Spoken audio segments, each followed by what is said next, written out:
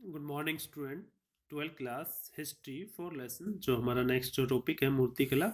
तो आपने अभी अभी मतलब पढ़ा है प्रीवियस टॉपिक में कि स्तूपों से मूर्तियों को यूरोप ले जाया गया।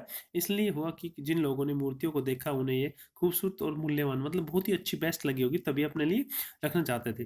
तो देखते हैं हम पत्थर की गढ़ी कथाएं जो काफ़ी स्टोरी है उनके बारे में, जो काफ़ी मतलब चारण भाट घुमक्कड़ जो लोग थे कथा प्रवचकों को देखा गया कि अपने साथ कपड़ों या कागज पर बने चित्रों को लेकर घूमते थे। यस, बिल्कुल सही बात है। जैसे पिक्चर में दिखा रखा है, जब भी जो कहानी कहते हैं तो इन चित्रों को दिखाते हैं। पहली बार तो मूर्ति कला अंश में फूस की झोपड़ी और पेड़ों वाले ग्रामीण दृश्य का चित्र मतलब है कि नेचुरल जो प्राकृतिक जो स्क्रीन है उसके बारे में।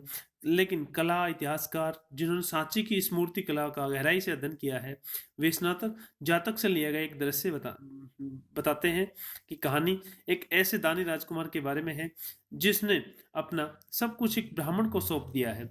यस, और अपनी मतलब पत्नी और बच्चों मतलब एक जो स्टोरी है तो उसने सब कुछ मतलब ब्राह्मण को सौंप दिया है। तो देखते हैं आगे, और अपने बच्चे और वाइफ को और साथ जंगल में मतलब रहने चला गया है।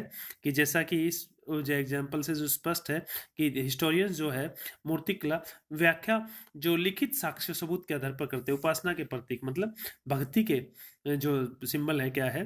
तो बौद्ध उपासक जो थे वो बौद्ध मूर्ति कला को समझने के लिए जो कला इतिहासकार मतलब आर्ट जो हिस्टोरियंस है बुद्ध के चरित्र लेखन के बारे में समझ बनानी पड़ी। तो वो चरित्र लेखन के अनुसार एक वृक्ष के नीचे ध्यान करते हुए बुद्ध को ज्ञान प्राप्ति हुई है। कई प्रारंभिक मूर्तिकारों ने बुद्ध को मानव रूप में न दिखाकर उनकी उपस्थिति प्रतीकों के माध्यम से दर्शाने का प्रयास किया है। तो देखते हैं बुद्ध के ध्यान की दशा स्तूप, ये जो स्तूप है चित्र 14-15 में, तो महाबलीपुरम के प्रतीक बन गए। और वहाँ पे बहुत ही फेमस जो टेम्पल है तो उन्हें वहाँ पे टॉट भी दिया, उपदेश दिया अपना। और मूर्ति कला को मेन नहीं समझा जा सकता।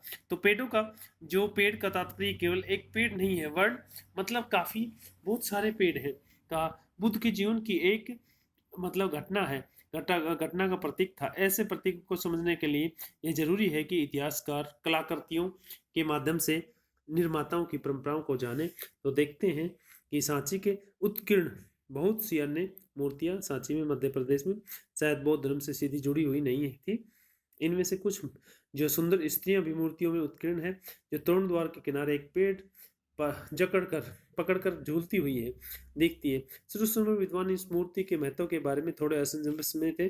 तो मूर्ति का त्याग और तपस्या में कोई रिश्ता नजर नहीं आता, क्योंकि साहित्य का अध्ययन से वे समझ पाए कि संस्कृत भाषा में वर्णित जो साल भंजिका है, जो साल भंजिका की जो मूर्ति है, लोक परंपराओं में यह सब माना जाता था कि स्त्री द्वारा छुप जाने से वृक्षों के फूल फल उठते हैं, खिल उठते हैं, फल होने लगते हैं।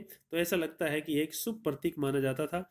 तो इस काल में स्तूप के अलंकार में मतलब जो स्तूप बनाए थे बौद्ध धर्म से संबंधित, उसमें काफी मूर्तियों का नमूना मिला है। तो साल भंजिका की जो मूर्ति का है, जो बौद्ध धर्म में आए, बुद्ध प्रव और बौद्ध धर्म से दूसरे विश्वासों और प्रथाओं धारणाओं से बौद्ध धर्म को समृद्ध किया। सांची की मूर्ति में पाए गए कई प्रतीक है जिन्हें निश्चित है इन्हीं परंपराओं से उभरे थे। एग्जाम्पल के तौर पे हम बात करते हैं, जो जानवर थे खूबसूरत उत्कीर्ण यहाँ पर पाए गए थे, काफी इन मूर्तियों से क्लियर नजर आ रहा है।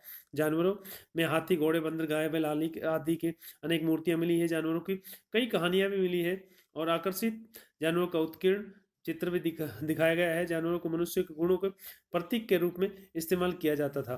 तो एग्जाम्पल के तौर पे हाथी शक्ति है, ज्ञान के प्रतीक माने जाते थे। इन प्रतीकों में कमल दल और हाथियों के बीच एक महिला की मूर्ति प्रमुख है। ये हाथी उनके ऊपर जल छिड़क रहे हैं और वे उन्हें अपना अभिषेक कर रहे हैं। जहाँ कुछ इतिहासकार उन्हें बुद्ध की माँ माया से जोड़ते हैं और दूसरे इतिहासकार उन्हें एक लोकप्रिय देवी गजलक्ष्मी मानते हैं। गजलक्ष्मी सौभाग्य लाने वाली देवी है जिन्हें प्राय हाथियों के साथ जोड़ा गया है। यह संभव है कि उन उत्कीर्ण मूर्तियों को देखने वाले उपासक इसे माया और गजलक्ष्मी दोनों से जोड़ते हैं।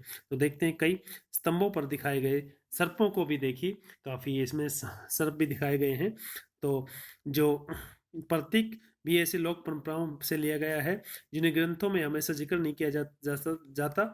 तो एक जो मॉडर्न डे जो हिस्टोरियंस है जेम्स फर्गुसन ने सांची को वृक्ष और सर्प पूजा का केंद्र माना है। बहुत साहित्य से अनभिज्ञ थे कि ज़्यादातर बौद्ध ग्रंथों का अनुवाद नहीं हुआ था, इसलिए उन्होंने सिर्फ उत्कीर्ण मूर्तियों का अध्ययन करके अपने निष्कर्ष निकाले थे। तो देखते हैं नेक्स्ट जो टॉपिक हमारा, नई धार्मिक परंपरा, न्यू रिलीजियस ट्रेडिशन क्या है, महायान बौद्ध मत का विकास। तो आगे चल के बौद्ध धर्म दो पार्ट में बट गया, हीनयान और महायान में। तो देखते हैं ईसा की प्रथम सदी के आसपास बौद्ध अवधारणा जो थी एंड व्यवहार जो था बदलाव आया उसमें, और निब्बान के व्यक्तिगत प्रयास को विशेष महत्व दिया गया। बौद्ध को भी एक मनुष्य समझा जाता था, मतलब उनका जो व्यक्तिगत जो एफर्ट थे प्रबोधन और निब्बाण प्राप्त किया। तो धीरे धीरे एक मुक्ति दाता की कल्पना उभरने लगी उसके अंदर, और विश्वास किया जाने लगा कि मुक्ति दिलवा सकते हैं महात्मा बुद्ध जी। एंड बौद्ध सत्ता की अवधारणा को उभरने लगी। बौद्ध सत्ता की परम करुणा में जीवन माना गया और सत्कार्यों से पुण्य कमाते थे। तो आगे देखते हैं इसमें कि दुखों से छोड़ देने के लिए निबाण प्राप्ति के लिए नहीं करते थे, बल्कि वे दूसरों की सहायता करते थे। बौद्ध और बौद्ध सत्य की मूर्तियों की पूजा का जो परंपरा था एक महत्वपूर्ण अंग बन गई, और चिंतन की इस नई परंपरा को महायान के नाम से जाना जाने लगा, और इन विश्वासों को अपना उन्होंने पुरानी परंपरा को हीनयान नाम से संबोधित किया था। Thank you. आज के टॉपिक में बस इतना ही।